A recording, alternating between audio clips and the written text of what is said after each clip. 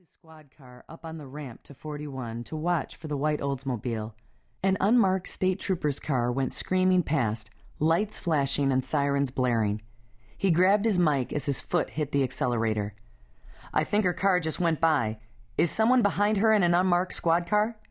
10-4, Ida. State car is behind her. She's passing cars on the shoulder. I'm right behind them. Morgan glanced down at his speedometer as he hit his siren. 70 miles per hour and climbing. 80, 90, and still he couldn't catch up. And the ramp for Highway 43 was coming up fast. Hitting his brakes, he swung over into the right lane. Suddenly, dispatch barked into the radio. "State Police Officer Boldt is right behind her, but she isn't pulling over. She's increased speed. All units be advised, she is heading for the bridge." The dump truck in front of Morgan slowed down for the treacherous S-turn on the exit ramp, either ignoring or unable to hear the sirens right behind him. Morgan moved a little to the left, hoping to get the truck driver's attention, but the effort was wasted. The truck merely slowed into the turn, leaving no room for Morgan to slide past him. Slamming his hand on the steering wheel, he eased back to wait for his chance to get around the dump truck. He could only pray there was enough time. Once he hit the bottom of the ramp, it would be just over a mile to the bridge. Seconds felt like minutes. As he monitored his deputies, received updates on the suicidal woman, and impatiently followed the dump truck, Bill Morgan felt his heart pounding into overdrive. When they reached the bottom of the ramp, Bill glanced in his mirrors, saw the opening, and shot out onto Highway 43. Up ahead, he could see Boldt's lights flashing. He pressed down on the accelerator, taking the squad car to the limit. 90, 100, 110, 120. He hit the bottom of the bridge and saw the state police car skid to a stop at the top of the bridge. No, no, no. He glanced in his rearview mirror and saw another car, lights flashing, right on his tail. He grabbed his mic. "We're on the bridge." Slamming on the brakes, he skidded to a stop next to Boldt's car. There was no sign of the woman, and no sign of Trooper Boldt. His heart fell, and he reported back to dispatch. "She jumped." Preface. A few thoughts. If you're not prepared, the drama of this book could wear you out. It's my real-life drama, dealing with postpartum depression, PPD, and the traumas I have endured throughout my life.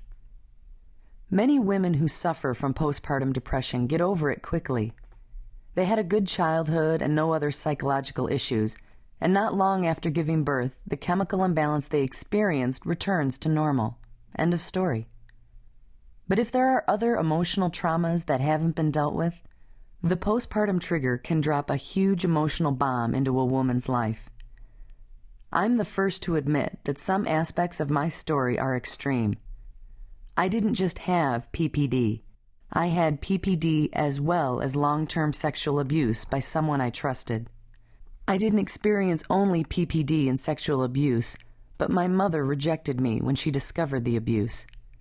I didn't experience only the PPD, the sexual abuse, and the rejection, but the residual effects of these things led to my making bad decisions, which in turn produced other hurtful events. It was a never-ending cycle that led me to the bridge that morning. I'm not writing this book so that people will feel sorry for me.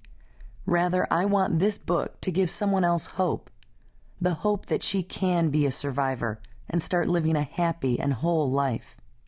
And while this book will firmly address the important issue of PPD, my problems were much bigger than that. They stem from childhood trauma, emotional triggers, unresolved pain, abandonment, marital dilemmas, and faith trials. But my story is also about many great friends, successes, setbacks, and finally a road filled with hope.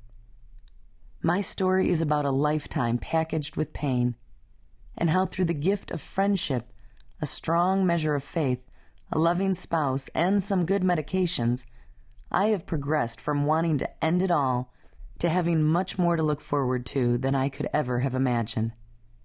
What I want to say is this: if I can make it through all the traumas I've gone through, you or your loved one can too.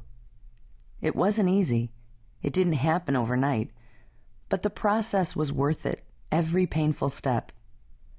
And while I know that I am not yet 100% out of the woods emotionally, I also know that few people are.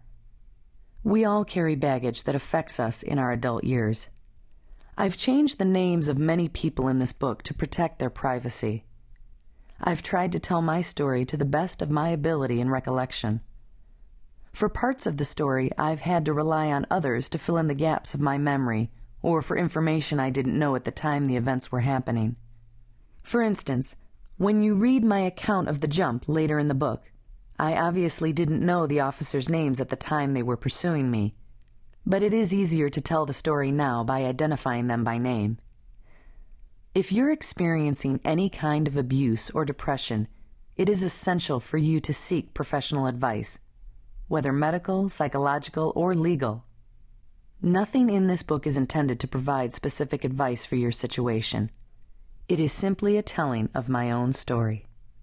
I'm going to start where my story begins, and if you'll stay with me, you'll see how hope begins and how happy endings are possible. And I think you'll see that God did a miracle in me and in my family. Because of the grip of a caring and brave policeman, I've been given a second chance at life. And because of that, I get to experience the joy of two precious children, my husband and my friends, joy that I would have missed out on had I been successful in jumping 200 feet to my death. You know some of the ending, I'm still here, but the story has a beginning, an all too familiar beginning. So let's start there. Just a few months after my 5th birthday, I had been excited about starting school, but that excitement was wiped out, and each day at school became little more than a temporary reprieve from my suffering. When I was only 5, all my joy, innocence, and naivete were shattered, and life became a living nightmare. Chapter 1. Little Girl Lost. August 1973, Ashwaubenon, Wisconsin. Whitney, take Kyle outside and play, but you stay in the yard, you hear me? My father yelled the directions to my younger sister. I was lying on the floor with a puzzle, engrossed in the delight of the picture falling into place. Just a few more pieces and I'd be done. I had turned 5 years old in April, and my mom and dad had given me the puzzle for my birthday. It was a great puzzle, so I dawdled for a few more minutes. I didn't want to go outside with Kyle and Whitney. I wanted to finish my puzzle. But as Whitney passed me, holding Kyle's hand, I stood up and followed them to the back door. Not you, Tina. You stay here, Dad said. Whitney, younger than me by a year, gave me a smirk. She thought I was in trouble. But I hadn't done anything, at least not that I could remember. Tina, get downstairs now. There was something in my dad's voice that made everything in me go very, very still. It was more than a tone that brooked no argument. He always had that. But this was something deeper and far more intimidating. Slowly I walked over to the basement steps. I hated going down into that basement. There were spiders down there. Why? He grabbed my arm and jerked me forward. Don't ask me stupid questions. Just do what I tell you. Mom was at work, so there would be no help from her, although it was rare that she would challenge Dad about anything he chose to do. My mind raced with questions. What had I done to make him mad? Why did I have to go to the basement? Maybe someone had spilled laundry detergent on the floor and I was going to get punished for it. The basement was cool and damp, the concrete blocks marked in some places by water stains and mold. Old boxes were stacked in the corner, holding belongings that the family no longer used. My sled hung from nails in the exposed beams overhead, along with ice skates, wire, fishing poles, and rope. The washing machine stood silent under the single bulb that hung from the ceiling and gave a little light to the dreary basement. The 2 well windows let in precious little sun. Daddy? We reached the bottom of the steps, and he took my arm again, leading me back around under the stairs to the desk he had set up. My mother had wondered why he wanted to set up a small office down in the basement. It was so dank and dark. but he insisted he needed a quiet place to work. Dad sat down.